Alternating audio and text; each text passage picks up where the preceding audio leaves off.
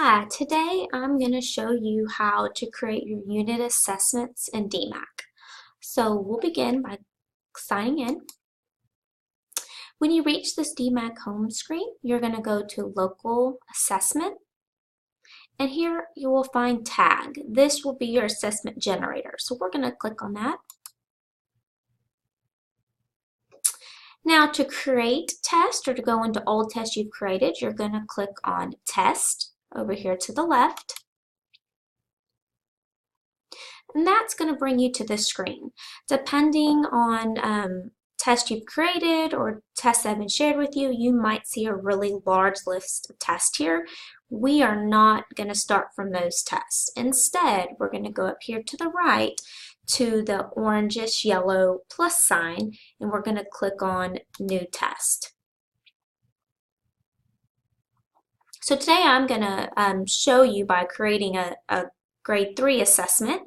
So I'm going to name it, start with the grade level, the content area, and the unit. I also like to go into the title of the unit, which is Discovering Other Literary Genres. Under keywords, we're going to put the school year, which is 2017 through 2018. Later on, when you're trying to find assessments, we can search by keyword, and this will help us filter out unit assessments just for this school year. So now I'm ready to add some test questions. So I'm going to go down here to this green plus sign and click Add Test Items. I'm going to put in the correct content area, which is English Language Arts. I'm going to go to the correct course, which would be ELA grade 3, and we are going to look for assessment items in English.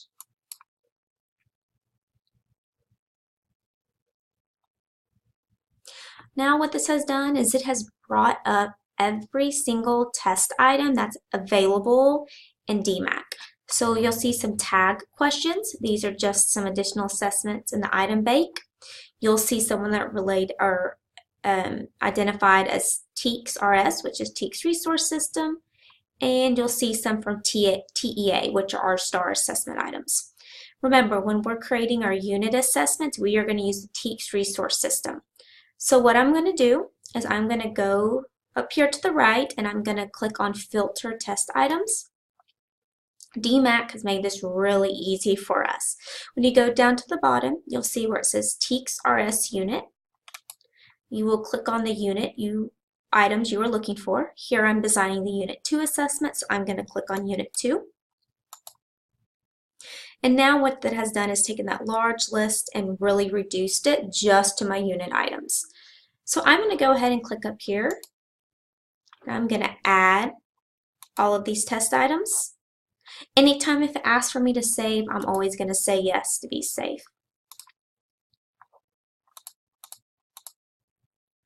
Okay, so as you can see here, there are many test items. I'm not asking you guys to give all of these test items to your students. You are the teacher, you are the expert, you get to make some decisions. So the next step is to determine, are these good questions? Which ones can I remove? So I like to start by previewing the assessment. Sorry, click preview up top. And I can actually view it. So here I can see which questions are on here. I can read through them. I also think it's beneficial for you guys to look at the key, because what the key does is it tells you what student expectations are tested. So if I have multiple standards or multiple questions for one standard, I might remove some of those. For example, 10A down here, there's 2 of them and it's supporting standard. So I really may only want to assess that supporting standard one time. Here, you like to sometimes get a mix of reporting and, readiness and supporting standard, but it all depends on the unit. Some of the units you're teaching, especially in ELA, might be heavily supporting units. For example, when we look at genres, a lot of the genres we're assessing or teaching in this unit are supporting genres, so you will see there's more supporting standards. Just know that our readiness standards are really important and we need to make sure we are assessing those. So now that I previewed the assessment, I looked at the questions, I saw which ones I think would assess the kids well, I saw which ones I don't. I looked at the standards, saw which ones maybe I don't need to assess that standard multiple times. I could start making adjustments. So I'll go back down here to edit the assessment, and I'll click on this multi-delete. So this happens a lot with me. I go to click on the multi-delete and it shows up blank. So I've figured out, done my own troubleshooting, that if I get out of this and go to tag and just get out of the assessment and get back in, I'll go back in through test. And I can go to, when you click on test type user, that means it's your assessment you created. You can also search by content area and keywords. I see grade 3, unit 2. I'm going to go back and edit it. Now if I click on multi-delete, the questions show up. I'm not sure why it does that. That's something I have expressed to DMAC, but just know if that comes up, you click on multi-delete and it's blank, just get out of it and get back into tag. So now I'm going to remove the questions I determined I did not need. So I'm going to just click my research and studying the assessment and standards, the ones I'm going to remove, and I will click delete. And I will save that. Once it's saved, the nice thing is it has already updated your key, so you don't have to make any changes. So now that you have it in DMAC, I'm going to go back to preview again. It doesn't always print or look pretty.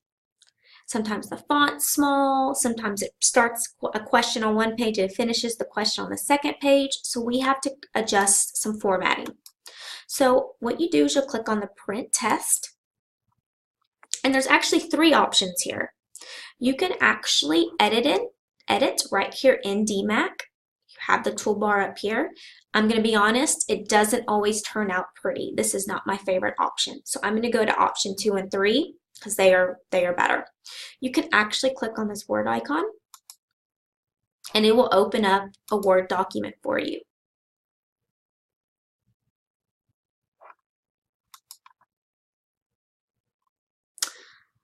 So here, I like to get to print layout view. Now these have blue boxes. Those blue boxes will not print. It just gives you an area to work with. So sometimes I like to adjust the title. You might want to change the font size. Sometimes it prints it pretty small, so a lot of times I'll adjust the font size. I like to leave a spot for kids to put their name.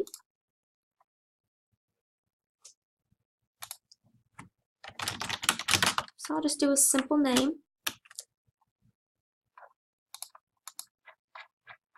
Of course. Sometimes what will happen is I like to space out my questions a little more. So I'll go in between and give some spacing between those questions. And again, if you look down here, the question starts on this page and finishes on the next. So I just kind of like to make that work. So once I feel like I've made all my changes, I like to go to the print preview so I can see what it looks like when it prints, so I can make additional changes. So once you're done with that, you can save it as a PDF and you will move it into our Google Drive, and I'll show you that step in just a minute. So the second option is for those of you who like using Google Drive is you can copy this to your clipboard.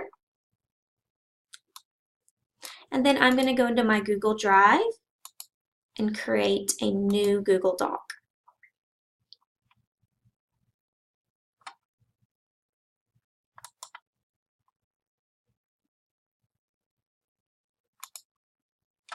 So I will just click paste, and everything on that test that was copied to the clipboard will show up.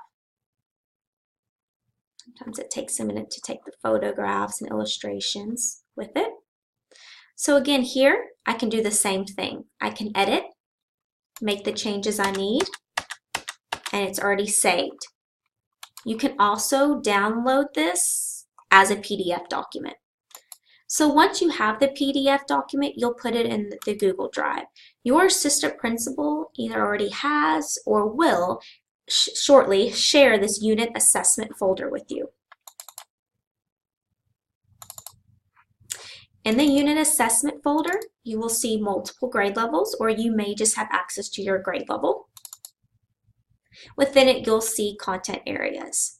It is here that you will upload your PDF version of your assessment.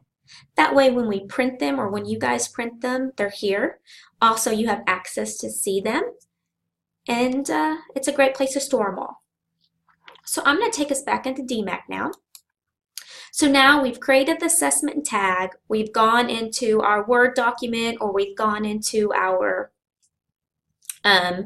Google, and we've made formatting changes. Let me just tell you, those you can only make formatting changes. If you try to move questions around, or you actually remove a question on there, your key on DMAC will be wrong. So just know, if you need to make bigger changes, you need to do it on this piece, on the tag. So say you decide, you know what, I do want to change my questions around. You can just literally drag them to where you want them to go, drag and drop. And it'll move that, and you'll save it. And then it will adjust your key. Just remember that your printed piece needs to reflect what you have here in tag. Okay, so the next step, now that we've created in tag, we need to make sure that we can either create forms for scanning, or we can enter the data online. So the next step is to get out of tag and get an TEAC score. DMAC has made this step really easy for us. Up top, they've created an icon that says copy tested TEAC score. So now it's going to take me right into my header. So you'll fill out, this is grade 3. You'll want to give it a numerical title, a version. So let me show you how I like to do this, and I would like us to all stick to this same process, as it is grade 3. So I'll start with the 3, and it's the Unit 2 test. So it'd be 02 for Unit 2. If it was Unit 10, it would be 310. So this will kind of give us all a process. Under date, you're going to put an approximate testing date when you plan on for your kids to take this assessment. You'll give it a passing standard. We're just going to go with 70, and we're going to save it.